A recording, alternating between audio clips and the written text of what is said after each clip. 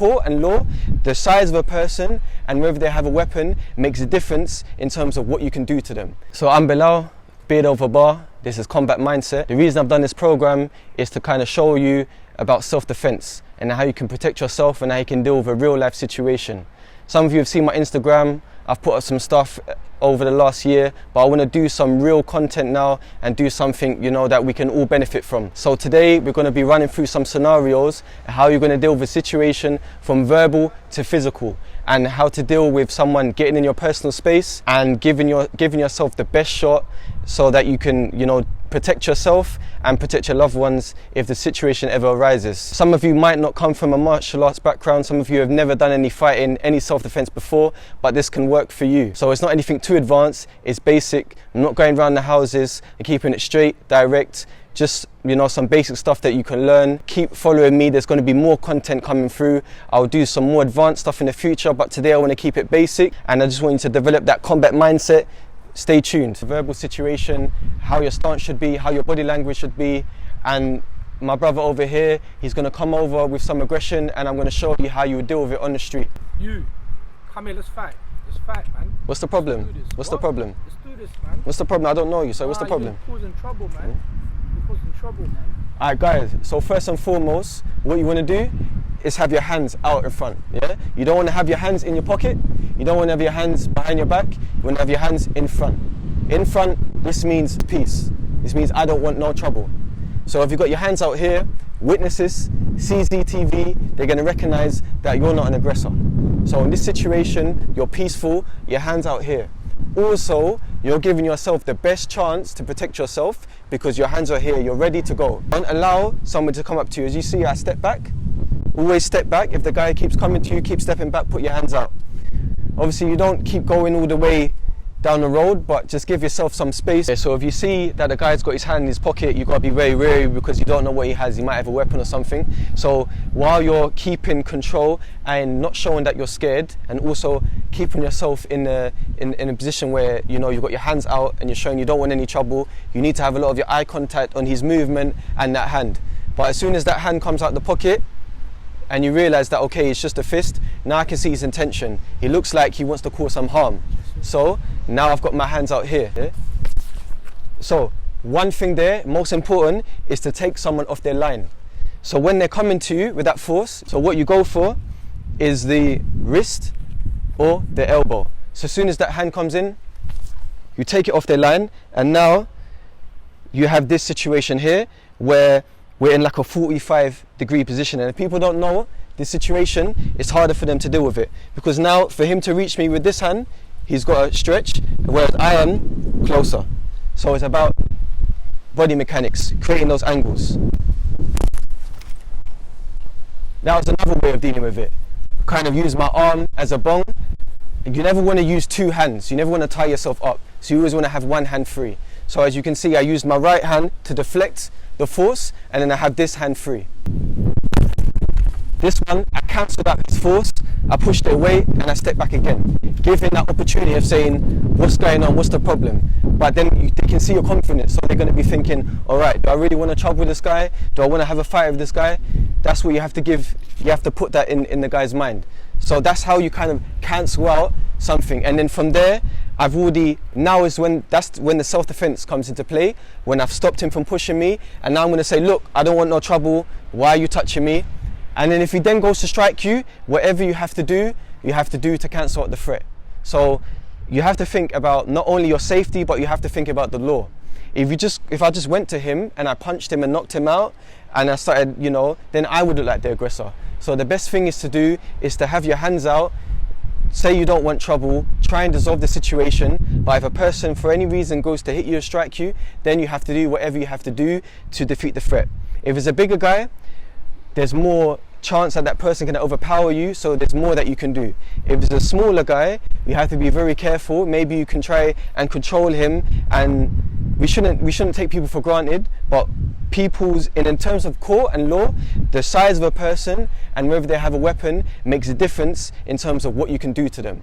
So for instance, if this guy here had a weapon, I wouldn't get in trouble for knocking him out straight away because he had a weapon. So it's variable factors. If it's a smaller guy, I have to be a bit more careful and think through it before I actually strike. I'm going to do the same scenario, but now I'm going to do it with a smaller guy, so you can see now this stuff is effective whether you deal with someone small or someone big. So, you know, this first instance, someone is getting in your space and they push you, where your hand should be and how you should deal with it. I'm going to show you 2 ways. What's up? So as you can see, I've taken him off the line now. So now he's over here.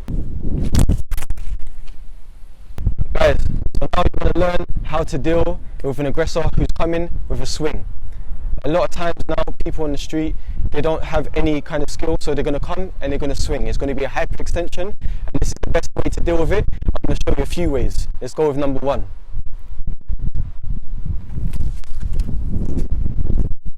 So this hand is your defense, yeah? At the same time, you're striking, and you can walk forward. Now, so as you see, this time, I've came across to stop the attack, and then also I've chopped. So it's 2, every strike is 2, defend and attack. So as you come in again, we do slow motion, defend here, use his arm as a platform to chop to the neck or the jaw. Also, I'll show you about angles and when it's on the other side now. It comes in again. Now we're going to deal with a situation where someone has swung from the left, you blocked it, and then they swing from the right, and this can work vice versa. In reality, because this is training, this is to the chest, but in a real street situation, it's going to be in the mouth. So you can think this kind of force, you're stepping in with it, they're going to lose some teeth. There's going to be, you know, there's going to be a lot of problems here if you catch someone like that. Alright, so in this scenario here today, I'm going to show you how to deal with someone who's going to come with a straight jab. It's not something you see as much in the street, but some people, they do have some hand skills there, and some people do boxing, so they know how to throw a jab. So this is how you would deal with a jab. I'm going to show you a few ways of dealing with a jab. So you send this hand out here, yeah? This hand takes the jab off the line. So you've got 2 options. If it comes in again, and you reach it here, you can go forward to a punch and follow through.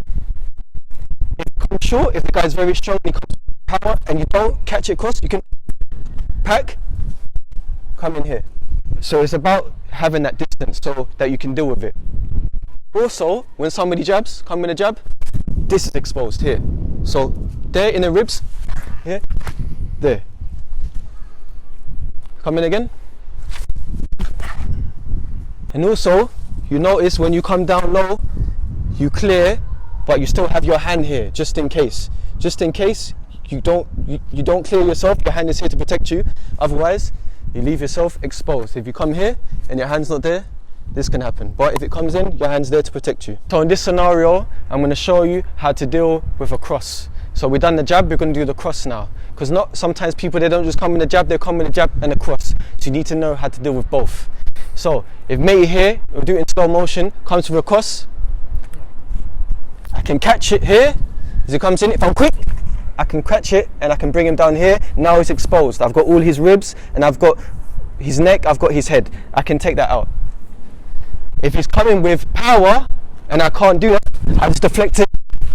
Same time, now he's off his line. He's not a threat to me anymore.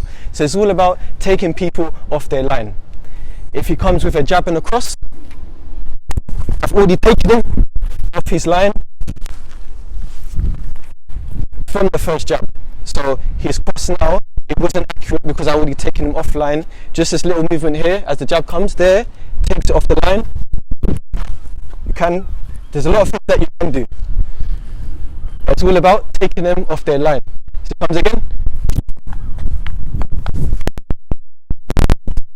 So you need to know that your stuff's effective for small people who can potentially get underneath you and get inside better. And then you need to know that you can deal with someone who's bigger, who's likely to overpower you and come over the top of you. So I'm going to show you how to deal with a jab. So he's came in with a jab. That's out the way. I've taken the leg out. There. So you see he's coming. I've taken him off his line. There. Smack, smack. Even you can dead the leg as well. You can dead the leg. So when you're dealing with somebody who's going to come out of you with lots of punches, jabs, hooks, you don't know what's coming, the most important thing is to have your hands up and to know that you've got a distance. So for instance, this guy here, he's going to come, we're going to do it in slow motion first, and then we're going to speed it up. So I'm going to tell you exactly what you need to do and what you need to look for. So as he comes from the cross, you want to make sure that your hands are here. So from this situation, I know he can't get me. If he pushes and puts any resistance, push, my hand's still here. Yeah. And if you want to, if he doesn't draw it back, you can come in and turn his side. So now you're here. And I block it, and he pulls it back, and he comes again with a straight. Same thing. Here, I take him off his line, because then you can strike. So as it comes in here, his shoulder, I can take that shoulder out. I can take the shoulder out of the socket by here, smack there. Everything is about giving yourself a space. When you strike, step back. 1 or 2 strikes, step back. Give yourself space, reevaluate the situation. This guy, he might not want it no more. He's feeling pain now, he wants to go home. So that's what you do. You let people feel the pain, and then you step back, because then that's still self-defense. If I hit him, he falls on the floor, and I get on top of him and I start punching him and kicking him, now I'm the aggressor. So when it comes to law, when it comes to the police or court, they will look at me now and say, why did I continue? Why did I hit him when he was on the floor? So the best thing to do in self-defense is to not be there. Deal with the threat. Once there's no threat, move back. Take steps, reevaluate. If you can, walk away, go.